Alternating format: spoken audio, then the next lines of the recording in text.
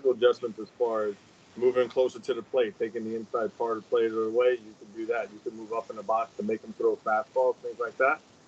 But I think a lot of times if guys move around the box and they don't feel comfortable, you have to keep them set. So if it's a slow guy who's throwing breaking balls, you can also move back in the box and wait long and trying to shoot that ball the other way.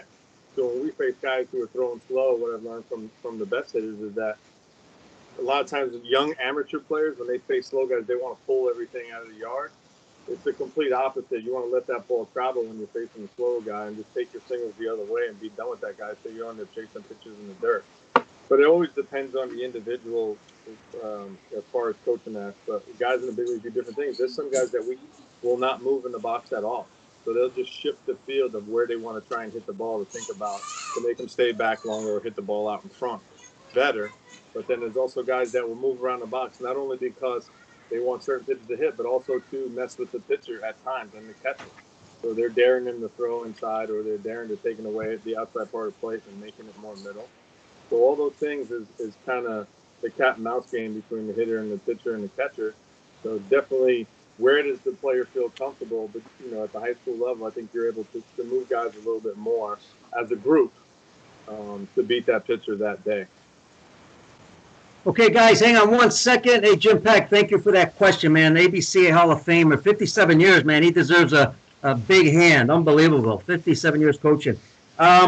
Dimitri, there was a question. For some reason, you're getting it on your Skype chat. I'm not. So what's the question? It was a question from Bill. Sequencing of the swing. What are some cues you may use to help hitters to get pelvis and torso separating in their swing? I think it depends on who you're talking to and how you're saying it. With our guys, when we're talking about sequencing the swing, obviously they're way more established. They've been through a lot more. You establish a relationship with them. I could just tell a player, hey, keep your hands back. You need to really drive into your lower half a little more. Maybe drive your knee down to make them so that they don't jump out in front. I could also tell guys, hey, hold your hands back. Don't even move your hands. Your hands will work, and they'll follow your hip. They'll be along for the ride. Sometimes guys are trying to do too much with their hand movement. I tell them to really attack the stride, so that when you attack the stride and your foot hits the ground, it's a change in attitude, and then your lower half and your hips will follow, and let the hands do the work and let them play out in front. Sometimes we try to move our hands too much, and then our lower half drags behind, and we get uphill too soon. So definitely we think about, driving the lower half into the ground. Sometimes we'll put a ball on their hip or a tee on the inside part of the hip. It makes them focus on really driving that lower half, and they have to try and keep that ball fair instead of hooking it foul. But also then you could talk too much about it and guys can start to spin off. So you have to be really delicate with your words so that when you're talking about a guy, especially when it comes to fire in the lower half, it's not necessarily maximum speed. It could be, hey, just give me a little bit more fire in your hip. Give me a little bit more leg drive. Give me your back knee off the ground on this a couple of times just to get yourself feeling like you're driving the ball. But also we'll just talk about, I'll have guys with a fungo too go behind the mound, facing towards center field, throw the ball up to themselves and really try to line drive fly balls off the batter's eye in dead center field. Because when you hit fungos, you're really not thinking about anything except hitting the ball hard, and your lower half will work tremendously as long as you staying directly through the middle of the field. But everything when you're talking about the mechanics of the swing or the physical part of the swing is always dependent on who's presenting and who's getting the information on how you talk to them and what they think it looks like. So your demonstrations have to be pretty on point when you do it, or else they're going to follow your moves. They're going to yes you, and they may not know what you're talking about. So you have to constantly keep, not necessarily ask them how it feels, but asking them, what do you think? What do you think about this? What do you think about that? And put the accountability on them. So driving the lower half down, keeping your hands back a little bit longer, staying tight and connected in the swing.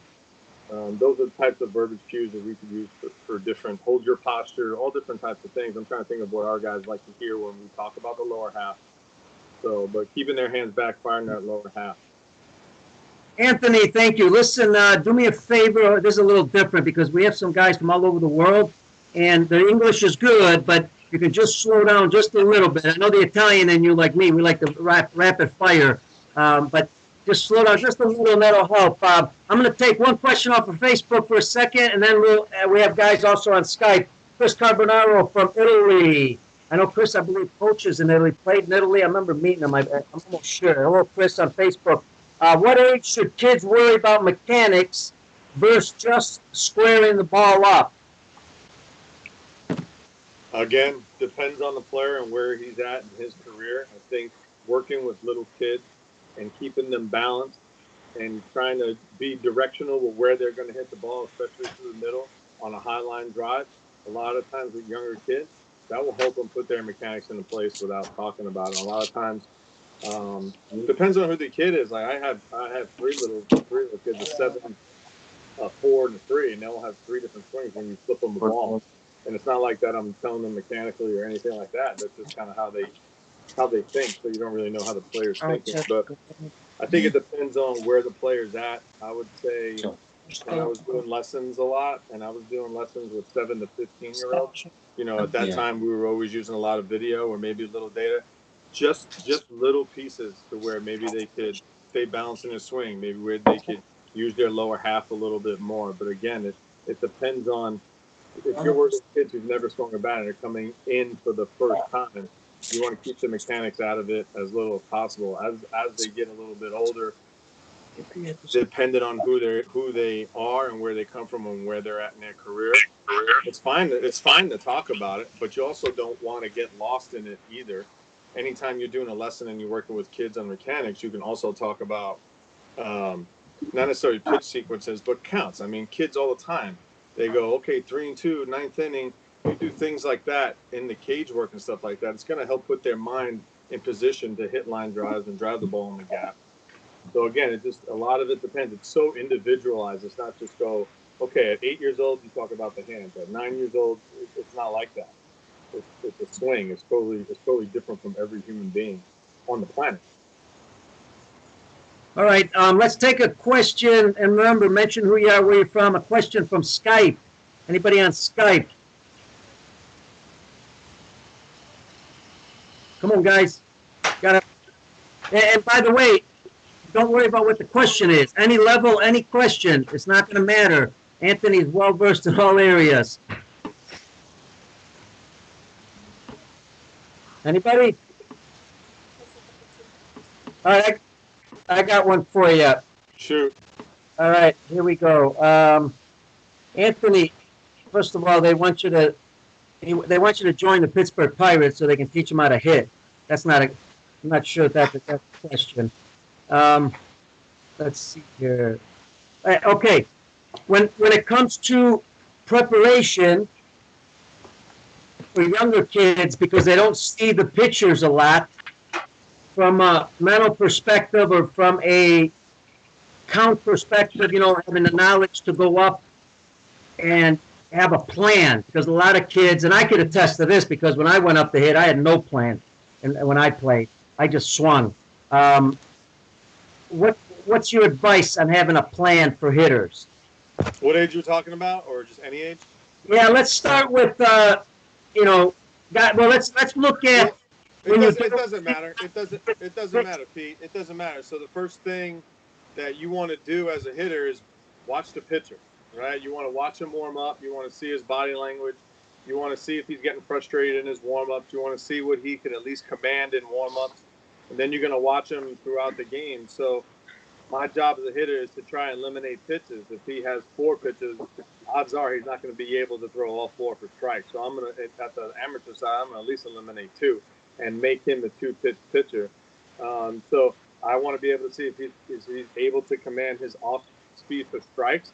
If he's getting guys to swing at it and chase, then I could just eliminate it because he's not throwing it for strikes. So just little simple things like that to start out is especially 2-strike hitting. If you're talking about a 2-strike approach, not being afraid to get beat, taking my jam jobs to opposite field, seeing the ball longer, ahead to count, anticipating out in front, not necessarily looking inside, but looking middle out over the plate and trying to drive the ball and do some damage to the pull side. So the situation is going to dictate a lot of times your approach, but the majority of us are fastball hitters, right? We want to attack the fastball to the middle field so that we can adjust on certain pitches. So I think how you have an approach is knowing your strength as early as possible in your career Really following what the pitcher does, watching warm-ups, watching how he gets other guys out, watching his body language, uh, even watching the catcher on sequences on pitches, on what type of counts does the pitcher or does the catcher call certain pitches. But I also know I want to know myself and what I do good. And as I go around and ask players from different organizations over the last, I don't know how many years of coaching, everybody wants to be able to command the zone, right? Everybody wants that challenge to be able to command the zone as a hitter. So when I go around and ask the best players how they do that, they know themselves first more than what's going on with the pitcher. They know what they can hit for strikes. They understand that, and they're willing to give up certain parts of the plate. So if player A is a middle fastball away hitter, he's looking for a fastball away until two strikes, and then he's just going to surrender and persevere and battle with two strikes. So the best hitters aren't afraid to give up something, hopefully for something that they're going to get. And I think the more you talk about the game as a coach and what the pitcher's trying to do and the things you do good in game, you're going to help out the hitter more than just pointing out swing factors in the game.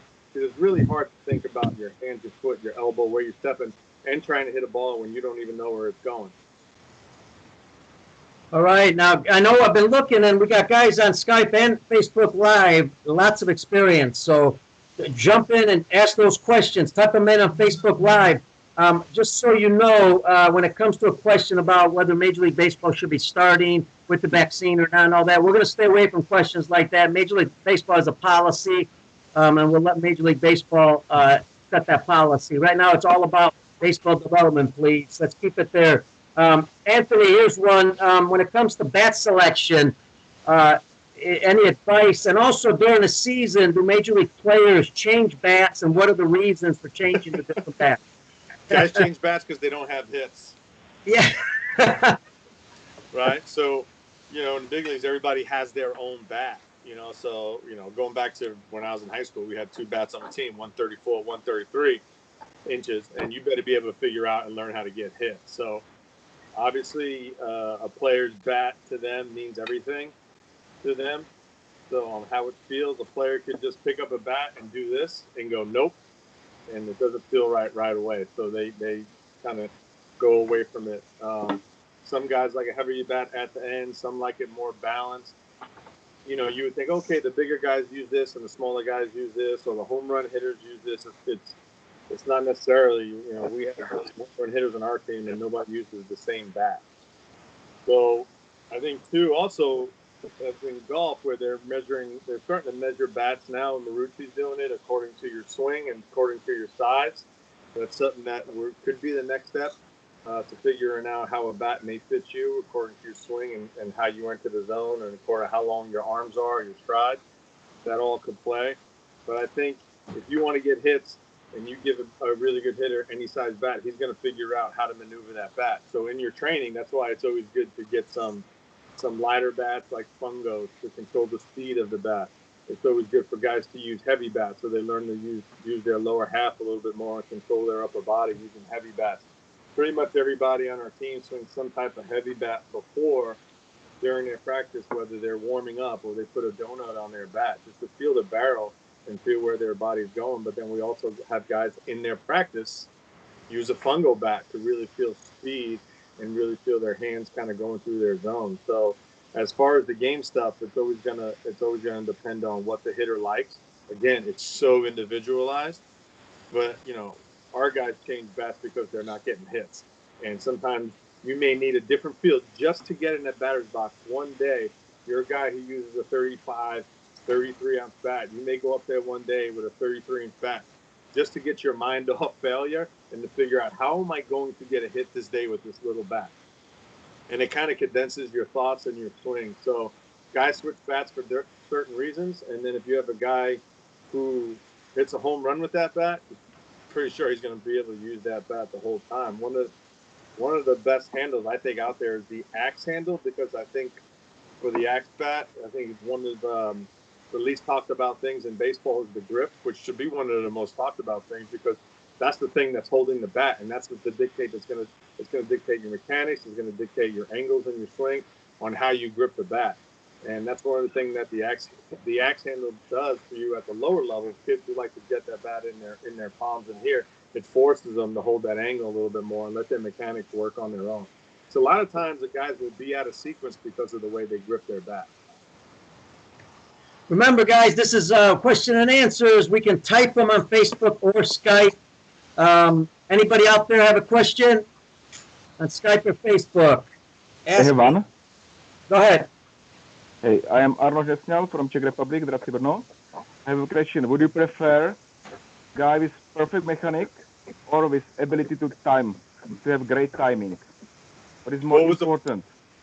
What was Mechanic important? or timing? Great timing or perfect mechanics? Both. Tricky one. I think both of that goes hand in hand, right? So if you're a guy who is pretty good with timing, you got pretty good mechanics. So there's certain guys who have some flawed swing that I've been around, especially at the big league level, still able to get hits because they understand when they need to start against certain pitches in their plan. But the timing is necessarily when you move, but it's also mind timing. So what I mean by that is when a new pitcher comes in, the first question the player asks is, what's his velocity, right? Because they're already trying to trigger in their mind with their eyes open when they're going to get started. Okay, 92, 98. So now they're trying to figure out how their swing starts according to that pitcher. So as far as the timing part, it's always going to be different because pitchers have different windups. Some are side armors, some are toe tappers. You have the pitchers from Asia who do all kinds of things to disrupt timing. And then from the hitter standpoint, you have some guys with big leg kicks, some guys with small leg kicks. So timing of it is huge if you know your swing and what you're trying to do. We've had guys with the perfect swing mechanics that really can't touch anything. We lose them in single A because they're not trying to. They don't understand how their swing works. They know it's a good swing, but they don't understand the timing of it. They don't understand how to use the whole field. They don't understand pitch count. They don't understand that. So we lose more guys with good swings that can't get out of their own way than we have guys with, we would say, not okay swings, but average swings, but they know themselves and they understand the game, and those guys are more successful. All right, someone else out there, questions? Peter, I will go. Dimitri. Anthony, in the shorter seasons, let's say in a 60-game season, at what point of time you would suggest to start changing your mechanic if something doesn't work? Is it a good idea to do it within the season or just finish it and start working in the off season? 60-game season, depends how competitive the games are and you're trying to win. Seeing where the player's at. Sometimes the player is ready to change. Change his swing, but maybe to make adjustments, maybe a little bit smaller with his moves, more dense with his moves. So you have to read the player on when you think he's ready for it, but then you also have to be particular too, because there's players that want to change all the time, and now you're going down a rabbit hole, and then you look up and it's 3 weeks in, and we've accomplished nothing. So I think you try to have small goals for each player, especially when they're struggling. It's usually smaller moves. It really depends on how many times you play. Like for the minor leagues, we have a little bit more room because obviously we want to win championships in the minor league, but we want to develop our players to help win the Cubs win a championship. So we allow them to fail a little bit more. In the big leagues, you're fighting for hits and a job. So sometimes those guys are going to have to make adjustments within a week or so, or maybe even sooner. And those guys are going to let you know when they want to make those adjustments, or you suggest it to them in small talk. But it's never. You're always trying to figure out how to improve. And guys, the best players are always learning how to get better in small increments. So with a short season, I wouldn't have to necessarily say as soon as possible, depending on how much you guys need to win that day. But the player is going to know when he keeps making right-hand turns around first base and is tired of making outs, he's going to let you know, hey, we need to do something. We need to make some type of adjustment. What can we do and how we go about it? And I don't think you sell it like this is going to fix you. I think you sell it as like this is a way of making your swing more efficient. Here are the things that we can do. But that's an ever-long swing journey. You know, I was fortunate enough when I was with the Rangers, I'm flipping balls to Adrian Beltre, who's 39 years old, and he's still working on his front side, keeping his elbow down, his front shoulder, and like he's a Hall of Famer. He's still working on it at 39 years old on the physical part of the swing each day, depending on how he feels. So, you know, just, again, depends on the guy and how you want to approach him. But again, how you sell it is going to be able to make that player make adjustments and feel confident doing it. If he doesn't feel confident doing it, then you can't do it. Then you're just wasting time. Anthony, when you're trying to make an adjustment, whether it's season or right before, every hitter's different. As you said, where do you start? Batting tee, soft toss, cage. What's the process look like a little bit? And it could be different possibly for everybody. Yeah, it's a little bit different as far as what you're talking about, what they need to work on. But over your coaching career, you learn how to kind of figure out in certain order of how you want to do it. So if I'm really going to try and present to a player what things we think can do for them, we're going to have video, we're going to have some data, and then we're going to have some drills that we're going to think are going to help him. But he has to be in on it. He can be like, I don't want to do this. And then we got to find a different way, because there's no sense in practicing when a player's not all in. He's got to be all in, excited to go to work and go get better. So it's going to be a different type of a practice for different types of players on what they're working on.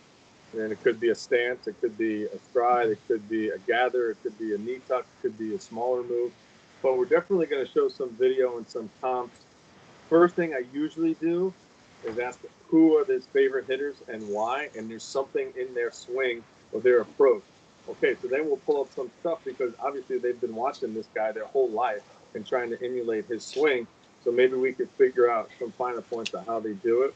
But also through, 4D swing, the stuff that we have with Kinetrax and stick figure, it's able to show efficiencies in your swing right away and how to make your swing more efficient for you so that you can put the ball and play more. So it just depends on the guy, but I'm gonna have everything set up, and then you feel the player as you're going through it. Okay, maybe I won't need the data. Okay, this video I only need for 10 seconds, or I need to use a little bit more data or some more stats on how to figure out, okay, how to be more productive, how to get your walks up, how to get your strikeouts down. And maybe through these swing movements and this approach, it can help this player get through the process a little bit quicker. But again, like, they have to understand that it's a journey. And, this day and age, it's an impatient society, and it's a patient game. Baseball is so patient. And we want kids today want quick fixes, because instant feedback, right away, they can look up anything they want. It's generation like. So we have to figure out, and right away I tell them, this is going to be a long process, guys. Like, your work will never be finished until you quit. Until you quit playing is when you're going to be done learning about your swing. As soon as you say you have it figured out, you're done. It's a guaranteed over that night. So you just got to keep learning and let the player understand that this isn't a fix-all. This is a gradual process to you becoming a better player. All right, questions and answers on Facebook Live. Type it in. Also Skype, either ask or type. Anything, guys? Who's got the next question? I got one for you, Anthony.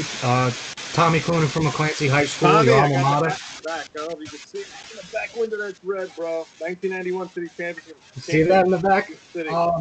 As a high school coach, in terms of everybody has different personalities, you've seen it with the big league guys and throughout your career. How do you go about handling these hitters in terms of adversity and dealing with failure? Because especially at my level, these kids, they got parents yelling at them. They got their hitting coach. They got me, the high school coach. Yeah. What do you recommend in terms? Everybody's personality is different, obviously. In terms of handling failure with young kids. Yeah, kids.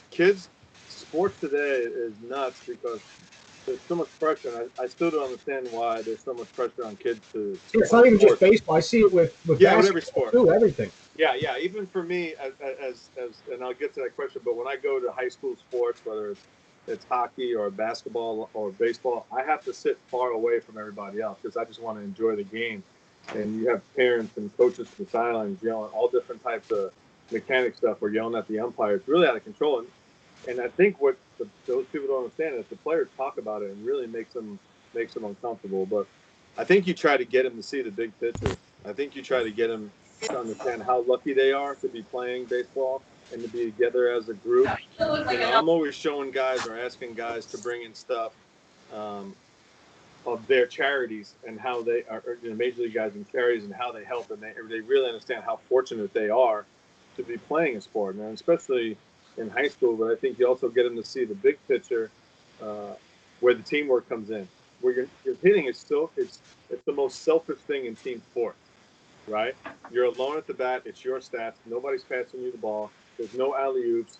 There's no calls for 12 men working together, 11, whatever it is in football, 5 in basketball, whatever it is in hockey. There's no plays.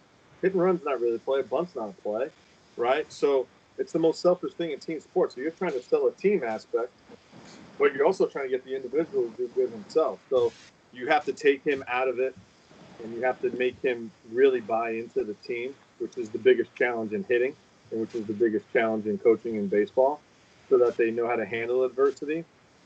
Small victories